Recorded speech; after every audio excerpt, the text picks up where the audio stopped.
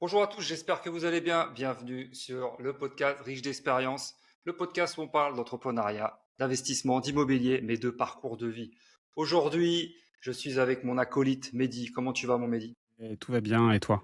Bah écoute, ça va, depuis 15 jours, on s'était pas vu, enfin, on s'était vu bien sûr, mais depuis 15 jours qu'on n'a pas fait de podcast. Et on est là, 97e les amis, bientôt le 100e. Ça sera, je pense, ouais, peut-être fin juillet, début août. Allez, début août. Magnifique. Bon, Ouais, on parle magnifique. d'immobilier sur ce podcast. On va recentrer les choses vraiment uniquement sur l'immobilier. Il y a beaucoup de choses qui se passent. Une petite intro très rapidement. Il y a une loi qui a été déposée pour que le HCSF et la règle du HCSF des 35% sautent. Et concrètement, on pourrait déverrouiller toutes les situations grâce au reste à vivre. Donc, restez dans les starting blocks. Il se peut que pendant l'été, on ait une belle surprise. Voilà. Bon, sinon, en actualité, qu'est-ce que tu racontes de beau, Momédi? J'ai vu que tu étais dans une île paradisiaque il y a quelques jours. Comment ça s'est passé? Ouais, alors j'étais à Madère, mon paradis à moi. Je suis revenu, reprise du boulot, je suis en PLS, mais tout va bien et on est dans une dynamique de revente de patrimoine complète en France. Surtout que t'es parti, il faisait cagnard. Il faisait cagnard ici.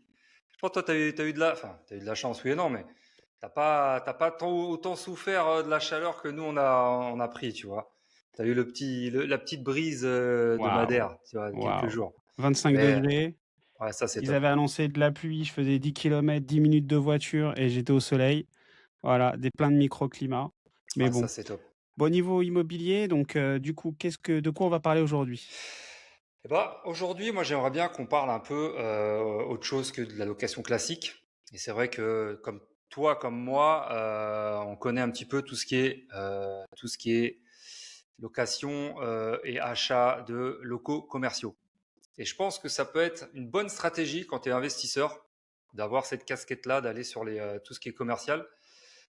Parce que, alors, moi, j'ai été locataire, j'ai pas été propriétaire, mais j'ai toujours voulu avoir des biens en locaux commerciaux, mais j'ai pas pu acheter parce que les propriétaires ne vendent pas. Et ils ont tout à fait raison, parce que c'est vraiment des biens où il y a très peu de choses à faire. Donc toi, tu as eu des locaux commerciaux, et on va en parler un petit peu. Voilà, on va un peu aborder le sujet, et pourquoi pas, si vous qui nous écoutez, peut-être que ça va vous donner envie d'aller dans cette stratégie-là du bien commercial. Donc là, on parle vraiment locaux commerciaux type pas industriel. Voilà, locaux commerciaux, tu as un immeuble de 3-4 appartements. Au rez-de-chaussée, tu as un local qui peut être loué à des entreprises qui vont vendre des biens à l'intérieur ou qui vont faire autre chose. Voilà, ça peut être très bien du prêt-à-porter comme moi j'ai eu, ou une boulangerie, ou une vitrine. Hein, tu vois, un couvreur qui fait de la couverture, il a sa vitrine ou autre. Et moi, je pense que c'est un très bon sujet. T'en penses quoi, mon Mehdi, toi? Des locaux Écoute, commerciaux? les locaux commerciaux, le ticket d'entrée, il est quand même relativement haut. Après, c'est une super stratégie de diversification.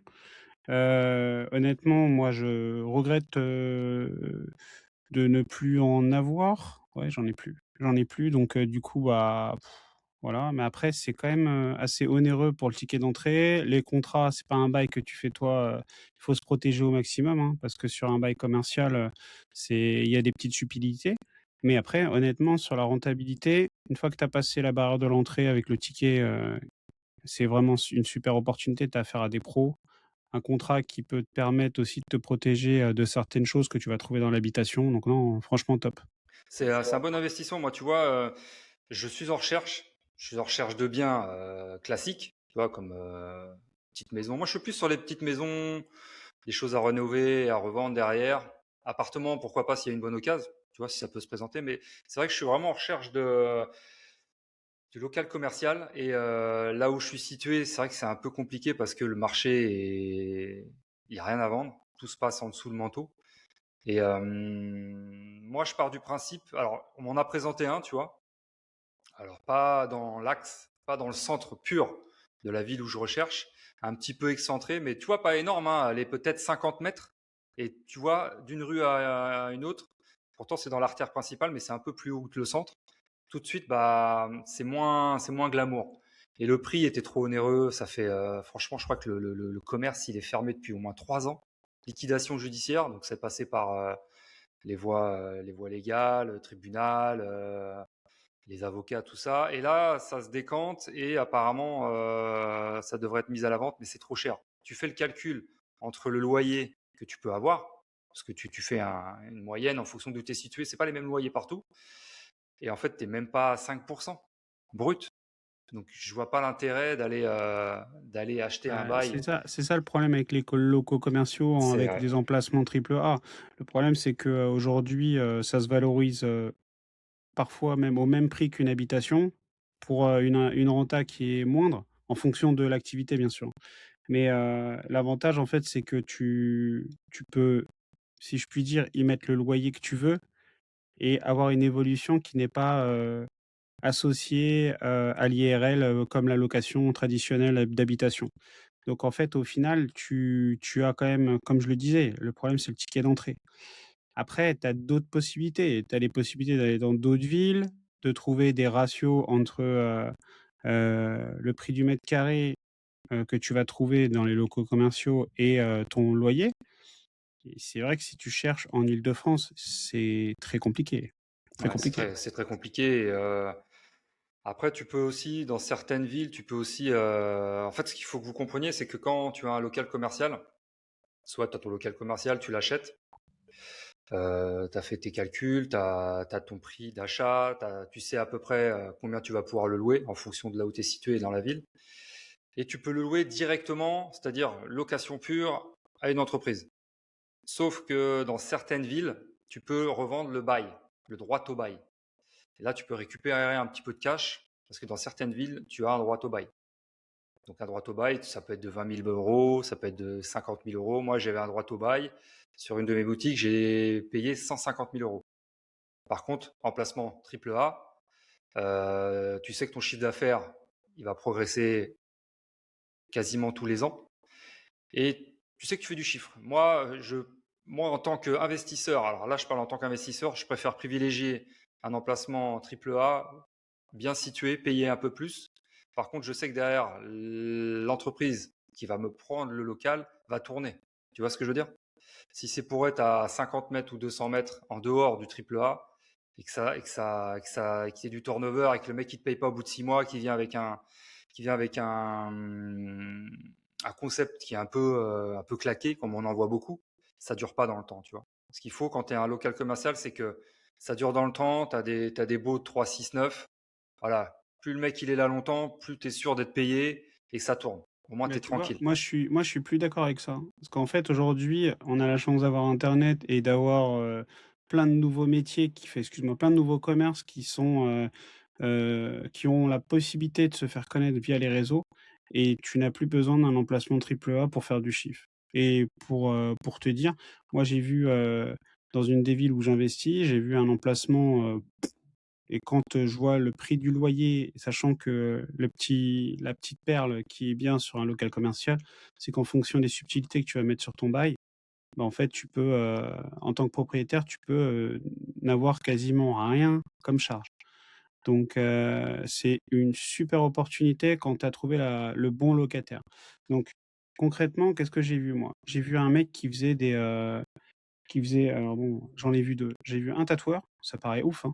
J'ai vu un tatoueur qui marchait tellement du feu de Dieu. En fait, il s'est retrouvé dans une toute petite rue et il avait juste besoin d'un local commercial avec un truc très sympa. Alors l'intérieur était très sympa et j'ai vu autre chose, j'ai vu un mec et ça franchement, tu vois, quand, j'ai parlé avec le propriétaire et qu'il m'a donné ses chiffres, j'étais complètement égaré. C'est, des jeunes qui, customisent les baskets. Ouais, ouais, je vois. OK? Et ben ça, les mecs marchent tellement bien, ils ont pris ce local parce qu'en fait, il y a une grosse zone de stockage et ils ont leur labo derrière, avec des produits qui ont besoin, qu'ils peuvent pas mettre en devanture dans la première partie du local. Ils sont obligés d'avoir, comme un espèce de labo chimique à l'arrière avec un extracteur et cetera et des dispositifs pour pas que, voilà, pour pas que tu respires de la merde et tu vois, ils louent archi cher et dans une petite ville, du 91, un truc, et tout ça grâce au réseau. Donc ça veut d au aujourd'hui, en fait, il faut prendre des risques et moi je sincèrement, hein, je te dis, hein, j'aime bien prendre les risques et il y a des choses à faire. Regarde, autre chose, j'ai vu un mec, il a un local, il est toulé son local et en fait, lui, ce qu'il fait, c'est il achète en gros, il fait de l'import-export. Il y a pas de magasin, en fait. Il a juste une vitrine une vitrine, le magasin, mais il fait pitié, tu vois? C'est un truc, et par contre, toute l'arrière-boutique, c'est que du stockage. Mais il est en pleine ville, dans une petite rue, mais en pleine ville, et du coup, tu as tous les lui, c'est un grossiste, et tu as tous les mecs qui viennent, récupérer, dans son truc, parce que lui, il l'achemine jusqu'en centre-ville, D'accord, OK, je vois. tu vois? Après, c'est vrai que c'est ouais, non, mais je vois que c'est vrai que tu as certains métiers, certains commerces qui, ouais, tu pas besoin d'avoir pignon sur rue. Ça, je suis tout à fait d'accord. Après, voilà, tu as 2 choix. Le choix où moi, je vise le triple A, et tu as le choix où tu t'excentes un peu. Certes, ton loyer, il est peut-être un petit peu moindre, tu as moins de visibilité, mais comme tu dis, c'est des commerces où bah, tu pas besoin forcément qu'on te voie parce que tu vas diffuser sur les réseaux. Voilà, le tatoueur, tu sais que ça va bouche à oreille, ça va cartonner. Le mec qui costume ses pompes, c'est clair que lui, il a besoin des réseaux. Après, c'est à choisir en fait en fonction de qui va postuler dans ton bouclard en fait. Mmh. Et moi, tu vois là, celui qu'on m'a proposé, 200, je crois que c'est 280, je dis pas de conneries, 1200 euros ou 1300 € de loyer. Pouah, c'est que dalle, là. Donc tu vois, et puis il me plaît pas trop, tu sais. En fait, tu vois, t'as des Ah là, bah, dans quand il la y a un ville où je doute, il y a suis, pas de doute, hein. ouais, là, dans la ville où je suis, alors que je la connais très bien, il y a des endroits où je sais pas, t'as des bouclards qui sont maudits. Je sais pas si c'est comme des apparts ou des biens, c'est maudit, ça tient pas. En fait, tous ceux qui se mettent dedans, ça tient pas. Donc je me dis, on va pas tenter le diable. Et Ouais. là, tu vois, la dernière fois, je parlais avec un de mes anciens voisins où j'avais mes boutiques. Et je parlais, je lui demandais si ça allait, le commerce. Il me dit, écoute, ça va, tout ça, c'est un peu calme en ce moment avec la chaleur, tu vois. Et je dis, mais en fait, les murs, ils sont à toi parce qu'il a à peu près 61 ou 62 ans, donc il voudrait revendre, tu sais. Il me dit, ouais, j'ai réussi à avoir les murs. Et en fait, il a réussi à avoir les murs, il les a achetés, et il est à 10% de renta brut. Et ça, je trouve ça top, tu vois. 150 000 d'achat pour 1200 ou 1300 de loyer. Donc, tu Et vois, c'est lui qui paye la taxe, enfin, du coup, c'est lui qui paye la taxe bah, foncière? c'est lui Ouais, qui est ouais. Bah propriétaire. oui, Donc, il est propriétaire et locataire. OK. alors après, comme on disait tout à l'heure au début du podcast, en fait, quand tu as un local commercial qui est propriétaire, donc quand tu établis le bail avec ton nouveau locataire, donc en général, c'est un avocat qui rédige le bail. Tu peux mettre les frais de rédaction au locataire qui va venir dans ton bouclard. En fait, tu peux tout faire. Comme tu disais, Mehdi, ce qui est bien avec les locaux commerciaux, moi j'en ai fait les frais.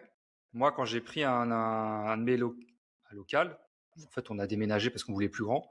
On est reparti sur un bail 369, c'est-à-dire tout nouveau.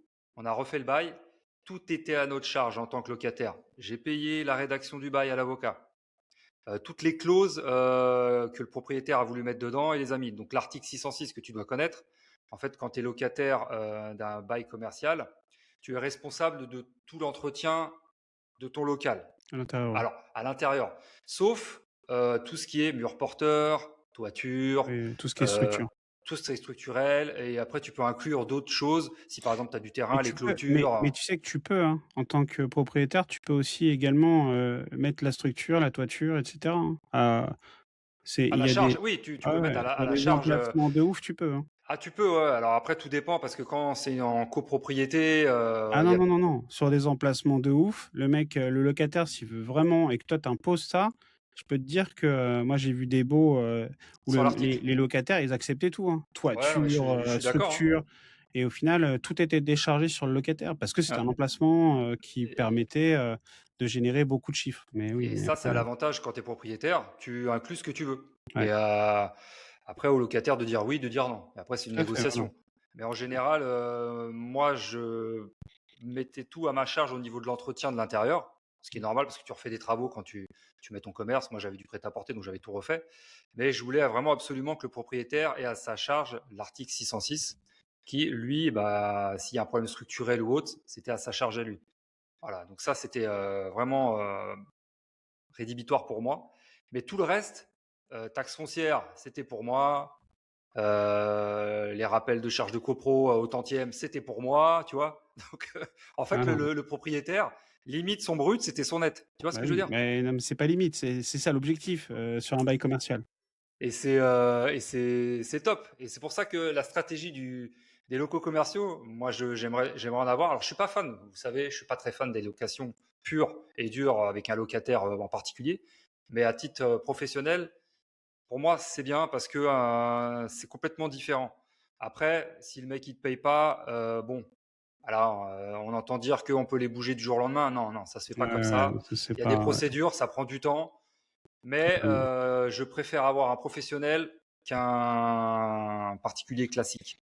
Bah oui, totalement. Après, tu vois, tu as déjà, on va pas te parler d'insalubrité où vraiment c'est dans les très, très rares, en termes de location, commerciale.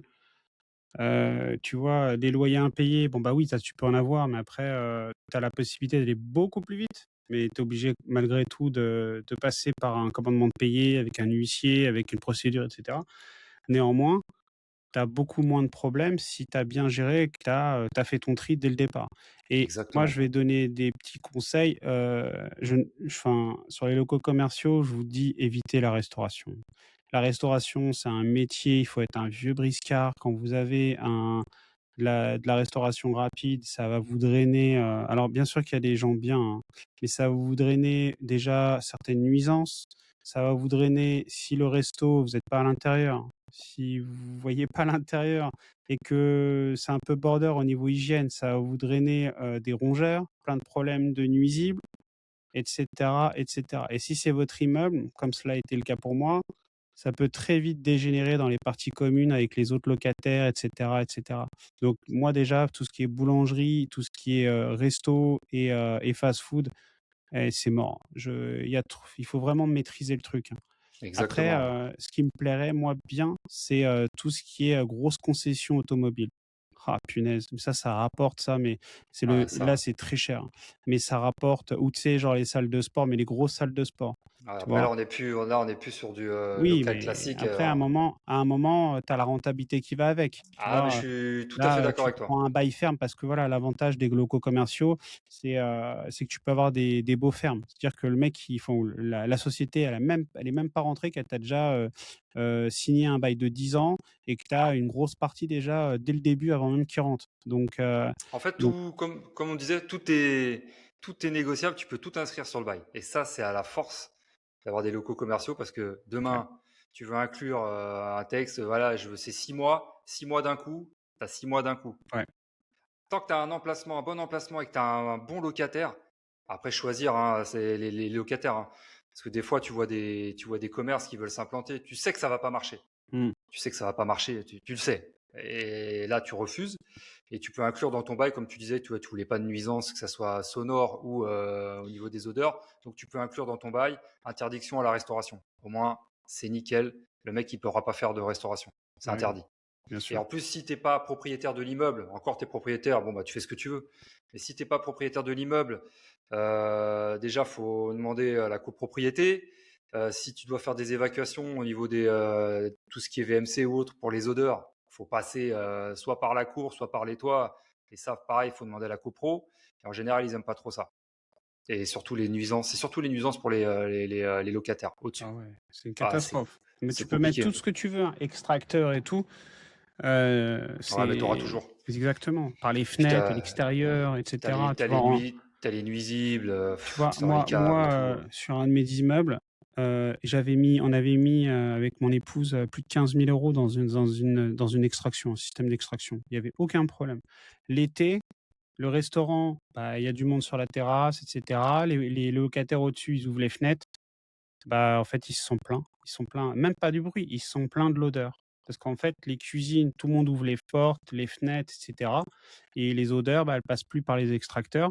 Mais en fait, c'est juste, tu vois, enfin, Ah bah c'est très, très compliqué, c'est très compliqué. très Et compliqué.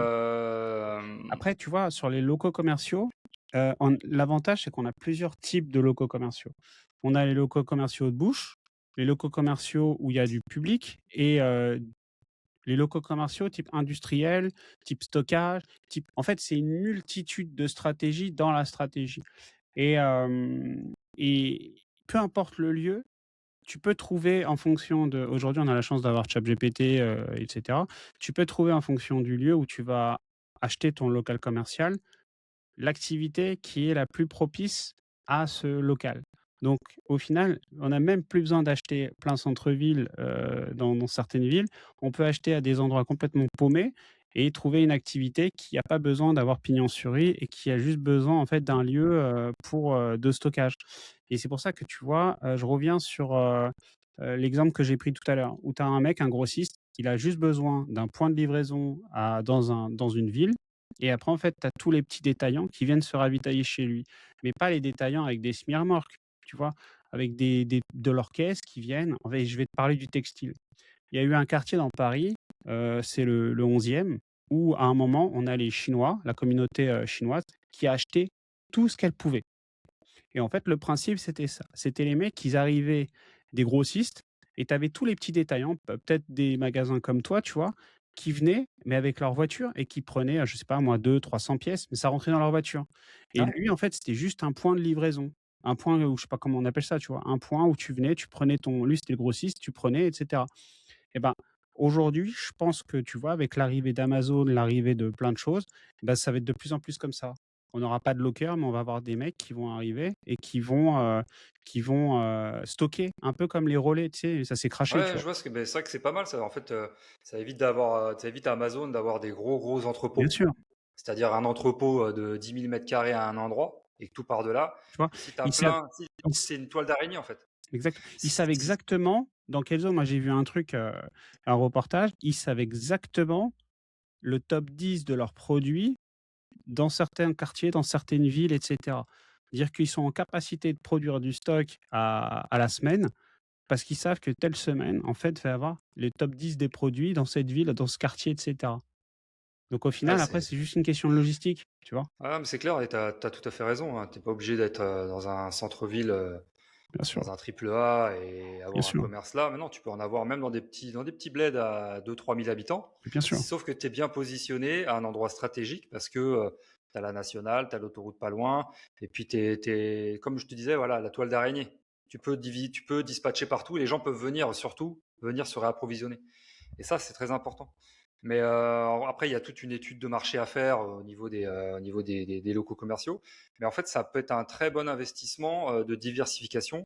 Tu vois, on entend parler des laveries, des laveries, des laveries, et puis encore des laveries. Voilà, c'est un local commercial, certes, tu l'utilises comme tu veux, mais c'est le même principe. Que ça soit laverie ou autre, c'est le même principe. Tu as un bail, tu inclus ce que tu veux dedans. Si tu es propriétaire de l'immeuble, tant mieux. Si tu n'es pas propriétaire de l'immeuble, au moins tu as. Moi, je préfère avoir le local commercial que tout l'immeuble. Parce que pour moi, c'est the best. C'est the best.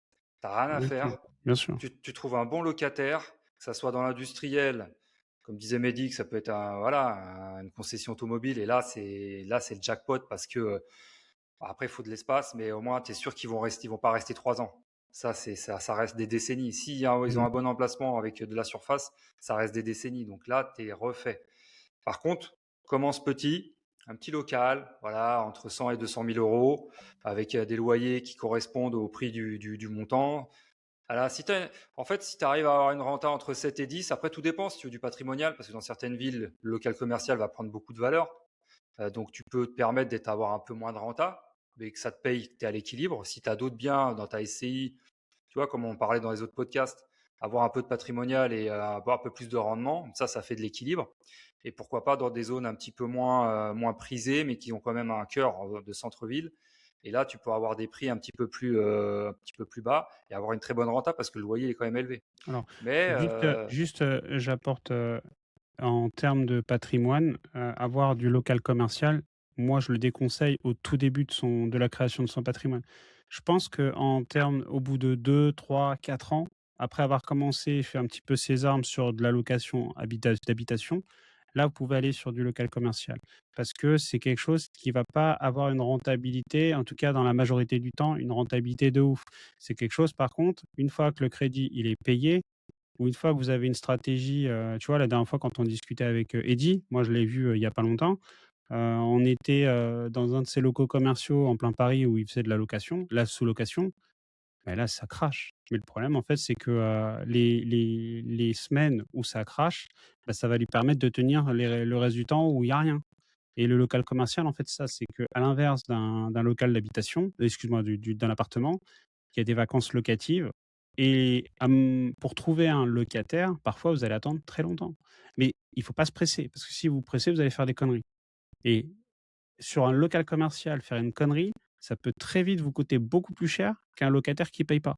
Et je sais que c'est paradoxal ce que je vous dis, mais croyez-moi, hein, quand vous avez, un local commercial qui a pas de rentrée, déjà la demande elle est pas ouf, mais qui a pas de rentrée et qu'en plus de ça, vous avez quelqu'un que vous êtes obligé de payer pour sortir, pour donner un ordre d'idée, généralement sur un local, sur un appartement pour sortir quelqu'un, vous avez à peu près ça prend à peu près 1 an et demi, 2 ans. Ça va vous coûter, allez, au max, 5 000 € grand max, hein, 5 000 - 6 000 € d'avocat. Un local commercial, c'est à peu près 1 an. Vous avez les loyers, la taxe foncière, la CFE, enfin bref, je vous passe, plein de choses. Mais en plus de ça, il faut pas oublier qu'en fonction du truc, vous avez la TVA, parce que même si vous touchez pas vos loyers, vous êtes obligé de la reverser à l'État. C'est une dinguerie, parce que moi, ça m'est arrivé, tu vois? C'est une dinguerie, alors que sur un bail d'habitation, vous l'avez pas. Donc, il y a plein de choses que vous avez pas. Par contre, effectivement, quand ça marche, quand ça tourne, c'est juste magnifique. Donc il faut quand même avoir une certaine assise financière au début. En général, en général, tu choisis déjà un locataire qui est bon au niveau de la société, de ce qu'il va proposer comme service. Déjà, tu vas savoir si ça va fonctionner ou pas. Tu Ah vas te bah, tiens, on renseigner va en parler juste après de ça. et derrière, de toute manière, tu as une personne physique qui va exploiter une entreprise morale et derrière, il faut que ça rentre. Donc le locataire, il va faire en sorte qu'il faut que ça rentre de l'oseille. Il va pas rester là les bras croisés. Donc il va tout faire pour que ça marche son bouclard, ce qui est normal. Ouais. À la différence d'un locataire qui est chez lui, il paye pas, il s'en bat les couilles, il y a la trêve, il sortira quand il sortira. Par contre, le mec qui a sa société dans ton local, lui, il va tout faire pour que ça rentre parce qu'il sait très bien que si demain ça marche pas, il va pas pouvoir rester longtemps. Il le sait. Et sa structure, elle va faire faillite, liquidation, et il est mort dans le film. Ouais, mais regarde, Les il est mort dettes, dans le film. Mais vas-y, tu tu parles vois. d'un truc comme ça là, liquidation. C'est qui est mort dans le film sur une liquidation? Tu peux pas récupérer ton local comme ça, hein.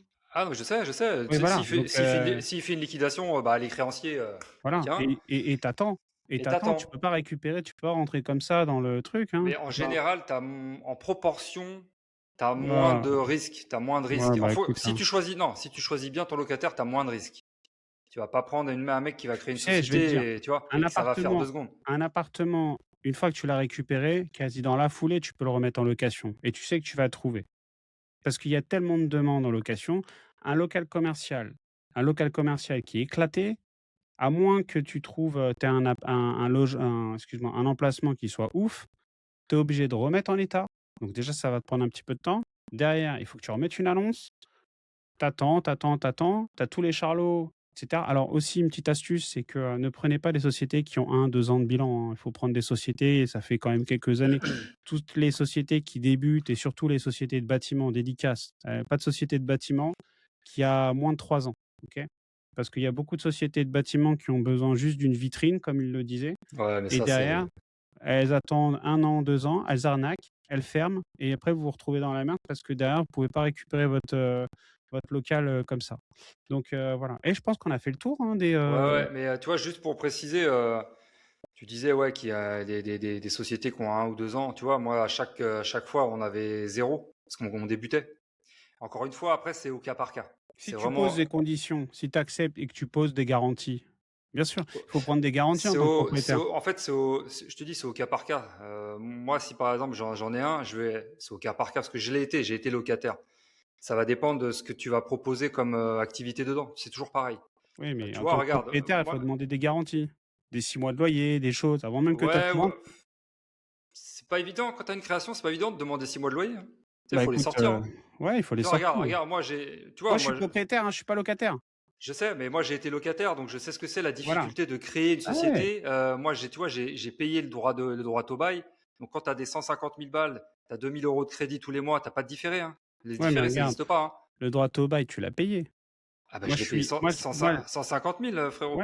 d'accord, mais Plus le le truc, c'est que loyer, plus, non, tu mais je vois. te dis pas le contraire. Je te dis juste que ici, moi, je vois l'intérêt du propriétaire. L'intérêt du propriétaire, c'est de mettre toutes les chances de son côté pour pas se faire carotte, pour pas se faire arnaquer. Le propriétaire, il doit récupérer le maximum de garanties sur son locataire, pour justement éviter toutes les situations conflictuelles et tous les problèmes. Donc moi, il y a pas d'affect. Ça reste de l'immobilier, ça reste du domaine du contrat. le contrat, pour me protéger, pour accepter des activités qui ont moins de 3 ans, qui ont moins de 3 bilans, bah, en fait, je vais demander des garanties. Le locataire, il est en capacité, il a les ressources financières avec de la love money ou j'en sais rien, c'est pas mon problème. OK, il a pas les capacités financières et c'est un mec qui débute et cetera.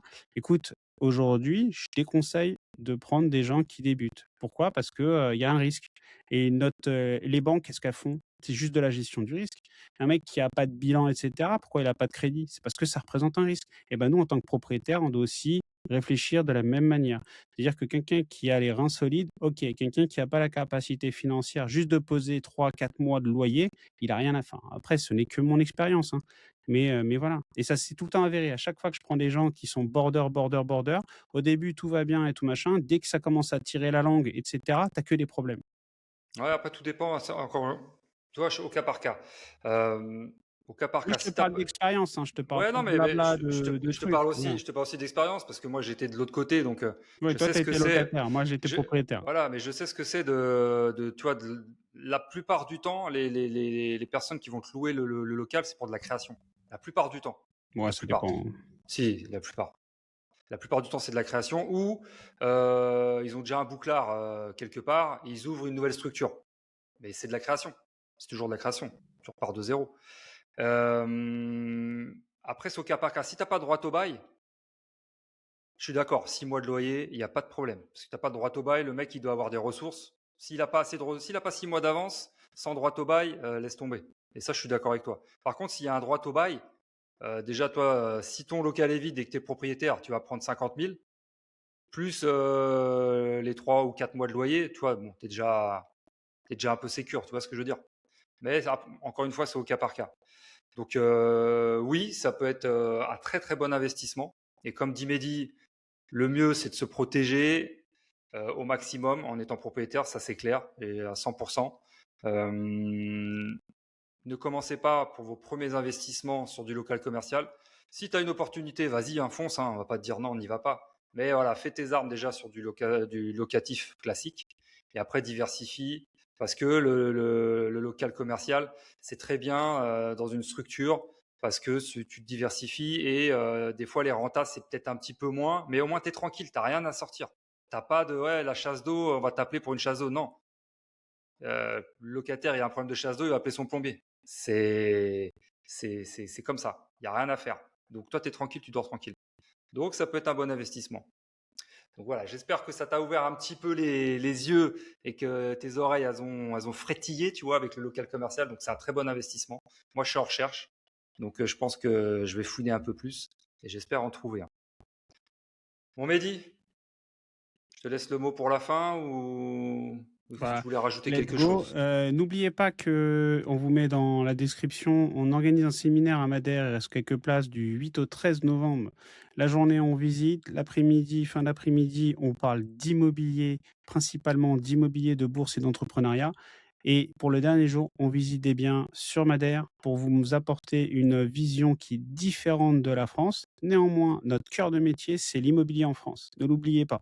Immobilier, c'est un levier d'investissement qui va vous enrichir, qui va vous permettre d'être libre géographiquement. Prenez tout soin de vous. C'était Mehdi et Nico. Bye bye.